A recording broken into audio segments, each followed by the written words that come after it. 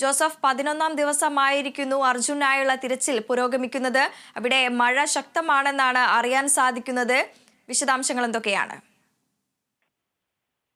വൃന്ദ, ഗംഗാവലി പുഴയിൽ മഴ ശക്തമായി തുടരുന്ന ഒരു സാഹചര്യമാണ്. നീരൊഴുക്കും ശക്തമായി തുടരുന്ന ഒരു സാഹചര്യമാണ് നിലവിലുള്ളത്. 8 നോട്ടിക്കൽ മൈൽ വേഗതയിലാണ് ഈ പുഴ ഒഴുകുന്നതെന്നാണ് ഇപ്പോൾ ലഭിച്ചിട്ടുള്ള വിവരം. മാത്രവുമല്ല, ഈ ജില്ലയിൽ ഇന്നും നാളെയും മറ്റന്നാളും ഓറഞ്ച് അലർട്ട് പ്രഖ്യാപിച്ചിരിക്കുന്ന ഒരു സാഹചര്യം നിലവിലുണ്ട്. ഈ ഒരു ഘട്ടത്തിൽ അതിനു വേണ്ടിയുള്ള ഒരു രക്ഷാദൗത്യം മുന്നോട്ട് കൊണ്ടുപോകുന്നതിൽ വലിയൊരു പ്രയാസം നേരിടുന്ന ഒരു സാഹചര്യമുണ്ട്. മുന്നോട്ട് എന്ത് എന്നുള്ളതിന് കൃത്യമായ മാർഗരേഖയും രൂപരേഖയും ഇതുവരെ തയ്യാറാക്കിയിട്ടില്ല. ലഭിച്ചിട്ടുള്ള ചിത്രങ്ങൾ കേന്ദ്രീകരിച്ച് പരിശോധന നടത്തുവാനും ബൂം എക്സ്കവേറ്ററുകൾ ഉപയോഗപ്പെടുത്തി ഈ വശങ്ങളിലെ മണ്ണ് മാറ്റുവാനുമാണ് ഇപ്പോൾ തീരുമാനമുണ്ടായിട്ടുള്ളത്. പ്രതികൂലമായിട്ടുള്ള കാലാവസ്ഥയിൽ ഈ ദൗത്യം തുറന്നുകൊണ്ട് പോകാനാകില്ല എന്ന് ജില്ലാ ഭരണകൂടം തന്നെ വ്യക്തമാക്കുന്ന ഒരു സാഹചര്യം നിലവിലുണ്ടായി. അതുകൊണ്ട് തന്നെ ഇനി എന്താകും ഭാവി, അതായത് ഈ ദൗത്യവുമായി ബന്ധപ്പെട്ട ഭാവി എന്താകും എന്ന് പ്രവചനാതീതമാണ്. ഇന്ന് രാവിലെയും ശക്തമായ മഴയാണ് ഈ പ്രദേശങ്ങളിലും ഇതിന്റെ വൃഷ്ടി പ്രദേശങ്ങളിലും പെയ്തിറങ്ങിയത്. മാത്രവുമല്ല, നദിയിൽ വലിയ രീതിയിൽ കരയിലേക്ക് കയറുന്ന ഒരു സാഹചര്യവും നിറഞ്ഞൊഴുകുന്ന ഒരു സാഹചര്യവും കരയിലേക്ക് കയറുന്ന ഒരു സാഹചര്യവും ഇപ്പോഴും നിലനിൽക്കുന്നുണ്ട്. അതുകൊണ്ട് തന്നെ ഇനി എന്താകും, മുൻപോട്ടുള്ള ഭാവി എന്താകും എന്ന് വലിയ രീതിയിൽ ആശങ്കയുണ്ട്. അതേസമയം ഈ ദൗത്യം നിർത്തിവെക്കില്ല എന്നാണ് AK മഷറഫ് അടക്കമുള്ള ജനപ്രതിനിധികൾ വ്യക്തമാക്കിയത്. കൂടുതൽ യന്ത്ര സാമഗ്രികൾ ഉപയോഗിച്ചോ അല്ലെങ്കിൽ മറ്റേതെങ്കിലും വിധേനയോ ലോറി കണ്ടെത്തിയ ഭാഗം കേന്ദ്രീകരിച്ച് കൂടുതൽ അന്വേഷണം ഊർജിതമാക്കുവാനുള്ള ശ്രമത്തിലാണ് ഇപ്പോൾ ജനപ്രതിനിധികൾ ഉള്ളത്. ഇതിന് വേണ്ട ക്രമീകരണങ്ങളും ഇടപെടലുകളുമാണ് ഇപ്പോൾ ഈ ജനപ്രതിനിധികളും നേതാക്കന്മാരുടെയും ഉദ്യോഗസ്ഥരുടെയും ഭാഗത്ത് ഇപ്പോൾ ഉണ്ടായിക്കൊണ്ടിരിക്കുന്നത്. കഴിഞ്ഞ ദിവസം ഈ അപകടത്തിൽ കാണാതായ തമിഴ്നാട് സ്വദേശിയായിട്ടുള്ള ലോറി ഡ്രൈവർ ശരവണന്റെ മൃതദേഹം കണ്ടെത്തിയിരിക്കുന്നു. നേരത്തെ ലഭിച്ച മൃതദേഹ ഭാഗത്തിൽ നിന്ന് DNA പരിശോധനയിലൂടെയാണ് ഇത്തരത്തിൽ ശരവണന്റെ മൃതദേഹമാണ് കണ്ടെത്തിയതെന്നാണ് ഇപ്പോൾ ജില്ലാ ഭരണകൂടവും അറിയിച്ചിട്ടുള്ളത്. എന്തായാലും ഈ ദൗത്യം ഇനി മുന്നോട്ട് കൊണ്ടുപോകുക എന്നുള്ളത് ഏറെ പ്രയാസകരം തന്നെയാണ്. അനുകൂല കാലാവസ്ഥ ഉണ്ടാകുന്നത് വരെ കാത്തിരിക്കണം എന്നാണ് ജില്ലാ ഭരണകൂടം വ്യക്തമാക്കുന്നത്. പക്ഷേ ഈ ദൗത്യം നിർത്തിവെക്കാൻ സമ്മതിക്കില്ല. ഇത് തുടർന്നുകൊണ്ട് പോകണമെന്ന് ജനപ്രതിനിധികളും ഈ ലോറി ഡ്രൈവേഴ്സ് അസോസിയേഷൻ അടക്കം ആവശ്യപ്പെടുകയും സമ്മർദ്ദം ചെലുത്തുകയും ചെയ്യുന്ന ഒരു സാഹചര്യം നിലവിലുണ്ട്. വൃന്ദ, ജോസഫ്, അർജുനെ ലഭിക്കുന്നത് വരെ ഈ ഒരു തിരച്ചിൽ തുടരുമെന്നാണ് അറിയാൻ സാധിക്കുന്നത്. ഇത്തരത്തിൽ മഴ ശക്തമാവുന്ന ഒരു സാഹചര്യത്തിൽ പുഴയിൽ ജലനിരപ്പ് ഉയരുന്ന ഒരു സാഹചര്യമുണ്ട്. അപ്പോൾ ഇത് രക്ഷാദൗത്യത്തിന് ഏറെ ശ്രമകരമായ ഒരു കാര്യം കൂടിയാണ്. കൂടുതൽ ഉപകരണങ്ങൾ എത്തിച്ചിട്ടുള്ള ഒരു തിരച്ചിൽ വരും മണിക്കൂറുകളിൽ ഉണ്ടാവാൻ സാധ്യതയുണ്ടോ? വൃന്ദ, നിലവിലെ സാഹചര്യത്തിൽ കൂടുതൽ ഉപകരണങ്ങൾ എത്തിച്ചു കഴിഞ്ഞാൽ പോലും ഈ നദിയിൽ ഇറങ്ങാതെ ഈ ലോറി ഉയർത്താൻ സാധിക്കില്ല. പക്ഷേ നദിയിൽ ഇറങ്ങണമെങ്കിൽ 2 നോട്ടിക്കൽ മൈൽ വേഗതയിൽ മാത്രം ജലത്തിന്റെ പ്രവാഹം ഉണ്ടാകുന്ന ഒരു സാഹചര്യം വരണം. അങ്ങനെയെങ്കിൽ രക്ഷാദൗത്യം ഇപ്പോൾ തന്നെ മന്ദഗതിയിൽ തന്നെയാണ് നടക്കുന്നത്.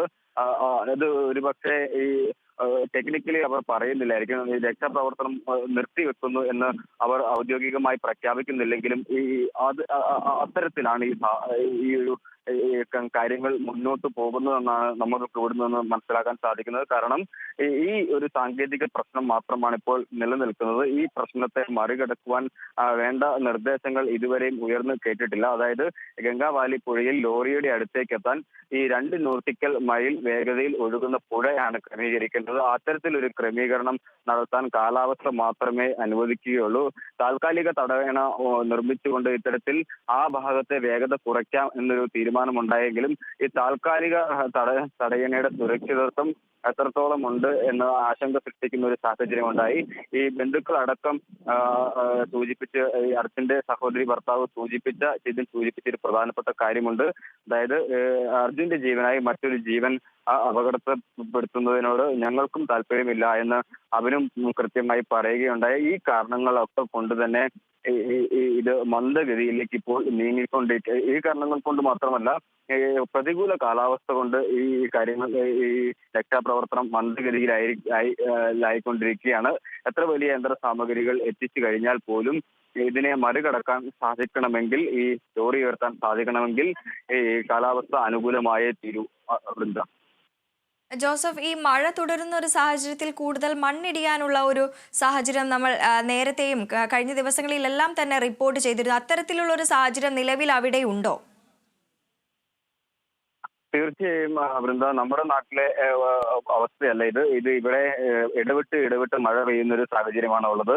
ഈ നീർച്ചാലുകൾ മലയുടെ വിവിധ ഭാഗങ്ങളിൽ നിന്ന് ഒലിച്ചിറങ്ങുന്നുണ്ട്. ഈ നീർച്ചാലുകൾ ഒലിച്ചിറങ്ങുമ്പോൾ തന്നെ അവിടെ ഒരു കുഴി പോലെ രൂപപ്പെട്ടു വരുന്ന ഒരു സാഹചര്യമാണ് നിലവിലുള്ളത്. കാരണം കല്ല് അടിഭാഗത്ത് മാത്രമാണ് ഈ കല്ലുകൾ നിറഞ്ഞിരിക്കുന്നത്. ബാക്കി മുകളിൽ മൃദുവായ മണ്ണ് നിലനിൽക്കുന്ന ഒരു പ്രദേശമാണ്. അതുകൊണ്ട് തന്നെ വെള്ളം ശക്തിയായി വെള്ളം ഉറങ്ങുമ്പോൾ അവിടെ ഒരു ചാല് പോലെ രൂപപ്പെടുകയും ആ ചാല് പിന്നീട് വലുതാവുകയും പിന്നീട് വലിയ രീതിയിൽ ഇടിഞ്ഞു വരികയും ചെയ്യുന്ന ഒരു സാഹചര്യമാണ് നിലവിലുള്ളത്. അതുകൊണ്ട് തന്നെ മണ്ണിടിച്ചിലും തുടരാനുള്ള സാധ്യതയാണ്. മണ്ണിടിച്ചിലും ഈ പ്രദേശങ്ങളിൽ തുടരുകയാണ്. ചെറിയ കുന്നുകൾ പോലും ഇത്തരത്തിൽ നമ്മൾ സഞ്ചരിക്കുമ്പോൾ കാണാം. ചെറിയ കുന്നുകൾ പോലും ഈ അടർന്ന് വീഴുകയും പൊട്ടി വീഴുകയും ചെയ്യുന്ന ഒരു സാഹചര്യമാണ് നിലവിലുള്ളത്. അതുകൊണ്ട് തന്നെ ഈ ഒരു പ്രദേശത്തെ രക്ഷാപ്രവർത്തനം ദുഷ്കരമായി തന്നെ തുടരുന്നു. മാത്രമല്ല, വൃഷ്ടി പ്രദേശങ്ങളിൽ, അതായത് ഇതൊരു നിരന്ന പ്രദേശമാണ്. പക്ഷേ മറു സൈഡിൽ വലിയ രീതിയിലുള്ള മലനിരകൾ ഉണ്ട്. അതിന് താഴെ കടലും പുഴയും ചേരുന്ന ഭാഗങ്ങളൊക്കെയാണ് നിലവിലുള്ളത്. അതുകൊണ്ട് തന്നെ മല മുകളിൽ പെയ്യുന്ന ജലം മുഴുവൻ, അതായത് ജാട്ട് വെള്ളച്ചാട്ടം അടക്കം അവിടുന്ന് വരെയുള്ള വെള്ളച്ചാട്ടം ഗംഗാവലി പുഴയിലൂടെ എത്തിയാണ് ഈ കടലിൽ ചേരുന്നത്. അതായത് അത്രയും ഭാഗങ്ങളിൽ ഉത്തര കന്നഡ മേഖലയിൽ മാത്രമല്ല മറ്റ് ജില്ലകളിലും ഇത്തരത്തിൽ ശക്തമായ മഴ പെയ്യുകയാണെങ്കിൽ ഇത്തരത്തിൽ ഈ ഗംഗാവാലി പുഴയിലേക്ക് എത്തിച്ചേരും. ഇത് വലിയ രീതിയിൽ പ്രതികൂലമായ സാഹചര്യം സൃഷ്ടിക്കും. അതുകൊണ്ട് നമുക്ക് കാത്തിരിക്കുകയല്ലാതെ ഒരു രക്ഷയില്ല. കാരണം കാലാവസ്ഥ അനുകൂലമാകുന്നത് വരെ കാത്തിരിക്കുക മാത്രമാണ് ചെയ്യാൻ സാധിക്കുക. യന്ത്രസാമഗ്രികൾ ഉപയോഗപ്പെടുത്തി കൃത്യമായി ഈ ലോറിയുടെ ലൊക്കേഷൻ, അതായത് ലോറിക്ക് വരെ സ്ഥാനഭ്രംശം, അത്രയും ടണ്ണുള്ള ഇത്രയും ആഴത്തിൽ പഴുതി കിടക്കുന്ന ലോറിക്ക് വരെ സ്ഥാനഭ്രംശം സംഭവിക്കുന്നുണ്ട് എന്നാണ് അധികൃതർ വ്യക്തമാക്കിയിട്ടുള്ളത്. അതായത് ഈ സ്ഥാനത്തിന് മാറ്റം വരുന്നത് കൊണ്ട് തന്നെ കൃത്യമായി അടയാളപ്പെടുത്താൻ സാധിക്കുന്നില്ല. അതിന്റെ പൊസിഷനിങ് ചെറുതായിട്ട് മാറുന്നുണ്ട്. അത് ഇനി ചിത്രങ്ങൾ അടക്കം കേന്ദ്രീകരിച്ച് ക്രോഡീകരിച്ച് വേണം മുന്നോട്ടുള്ള ദൗത്യത്തെ കുറിച്ച് തീരുമാനിക്കാം. ഈ കാരണങ്ങളൊക്കെ കൊണ്ട് തന്നെ ഈ ദൗത്യം ഇപ്പോൾ മന്ദഗതിയിലായിരിക്കുന്നു എന്ന് വേണം കരുതാൻ. അനുകൂല കാലാവസ്ഥ ഉണ്ടാകുന്നത് വരെ നമ്മൾ കാത്തിരുന്നേ മതിയാകുന്നുണ്ട്. ജോസഫ്, സംസ്ഥാന സർക്കാരിന്റെ ഭാഗത്തു നിന്നും വലിയ രീതിയിലുള്ള പിന്തുണ ഈ അർജുനായുള്ള തിരച്ചിലിൽ പുരോഗമിക്കുന്നുണ്ട്. നിലവിൽ MLA മാരടക്കം ലിൻഡോ ജോസഫ് MLA, സച്ചിൻ ദേവ് MLA തുടങ്ങിയവർ അവിടെ ഉണ്ട് എന്നാണ് അറിയാൻ സാധിക്കുന്നത്. കൂടാതെ തന്നെ ഇന്ന് AK ശശീന്ദ്രനും മന്ത്രി മുഹമ്മദ് റിയാസും അവിടേക്ക് എത്തുന്നു. ഇവർ എപ്പോഴാണ് എത്തുക? മറ്റ് അധികൃതർ ആരൊക്കെയാണ് അവിടെയുള്ളത്? വൃന്ദ, ഈ AK ശശീന്ദ്രനും മുഹമ്മദ് റിയാസും അടക്കമുള്ള മന്ത്രിസംഘം ഇന്ന് ശിരൂരിൽ എത്തുമെന്നാണ് അറിയിച്ചിട്ടുള്ളത്. ഉച്ചയോടെ എത്തിച്ചേരുമെന്നാണ് അറിയിച്ചിട്ടുള്ളത്. ഹോട്ടൽ അങ്കോള ഇന്റർനാഷണൽ ഇവർക്ക് വേണ്ടി പ്രത്യേക യോഗമുണ്ട്. അതിനുശേഷം ഇവർ സംഭവ സ്ഥലം സന്ദർശിക്കുമെന്നാണ് ഇപ്പോൾ ലഭിച്ചിട്ടുള്ള വിവരം. ലിൻഡോ ജോസഫ് MLA, സച്ചിൻ ദേവ് MLA, അതുപോലെ തന്നെ MP രാഘവൻ, കോഴിക്കോട് MP ആയിട്ടുള്ള MP രാഘവൻ, കോൺഗ്രസിന്റെ നേതാവായിട്ടുള്ള അഭിജിത്ത്, അതുപോലെ തന്നെ മഞ്ചേശ്വരം MLA AK മൊഷറഫ് തുടങ്ങിയവർ നിരവധി ദിവസമായി ഇവിടെ ക്യാമ്പ് ചെയ്ത് പ്രവർത്തനങ്ങൾ ഏകോപിപ്പിക്കുകയാണ്. കേരളത്തിന്റെ ഭാഗത്തു നിന്നും വലിയ രീതിയിലുള്ള പിന്തുണയാണ് ഈ വിഷയത്തിൽ നിലവിൽ ലഭിച്ചുകൊണ്ടിരിക്കുന്നത്. ഈ ഭരണസിരാ കേന്ദ്രങ്ങളിലും ശക്തമായ ഇടപെടലാണ് ഈ കേരളത്തിന്റെ ഭാഗത്തു നിന്നുണ്ടാകുന്നത്. അതുകൊണ്ടാണ് ഈ ഒരു സാഹചര്യം കൊണ്ടാണ് ഇവിടെ തിരച്ചിൽ പോലും കഴിഞ്ഞ ദിവസങ്ങളിൽ നടത്താൻ കാരണമായത്. ആളുകളോട് സംസാരിച്ചപ്പോൾ പറഞ്ഞത് മറ്റൊരു സംസ്ഥാനങ്ങളിലും കണ്ടിട്ടില്ലാത്ത രീതിയിൽ ഇത്ര കാര്യക്ഷമമായ ഇടപെടൽ നടത്തിയത് കേരളത്തിൽ നിന്നുള്ള ഒരാളായതുകൊണ്ടും കേരളത്തിൽ നിന്നുള്ള സമ്മർദ്ദം കൊണ്ടുമാണ്. അല്ലെങ്കിൽ മറ്റൊരാൾ മരിച്ചു കഴിഞ്ഞാൽ തിരിഞ്ഞു പോലും നോക്കാത്തൊരു സ്ഥിതിവിശേഷമാണ് നിലവിൽ ഇവിടെ ഉള്ളത് എന്നാണ് ഈ അധികാരികൾ ഈ നാട്ടുകാർ, ഗ്രാമീണർ വ്യക്തമാക്കിയത്. അതുകൊണ്ട് തന്നെ കേരളം ഇതിൽ നിന്ന് പിന്മാറുകയില്ല എന്ന് തന്നെയാണ് AK മഷറഫ് അടക്കമുള്ള MLA മാർ രാവിലെ സംസാരിച്ചപ്പോൾ വ്യക്തമാക്കിയത്.